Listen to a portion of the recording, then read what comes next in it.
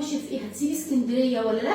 تعالوا نحكي كل الكلام ده. سابت اسكندريه ونقلت للقاهره وجابت شقه ترد الروح في افخم كومباوندات اكتوبر يرمح فيها الخيل، 3 اوض وبدل البلكونه 2 وريسبشن وحمام ومطبخ. سمر سمير خدت جوله في شقتها الجديده وشاركت الجمهور تفاصيلها، والسبب مفاجاه. يا ترى ليه نقلوا للقاهره؟ وهل هتعزل خالص من اسكندريه؟ وايه اللي رجعها شقتها القديمه تاني؟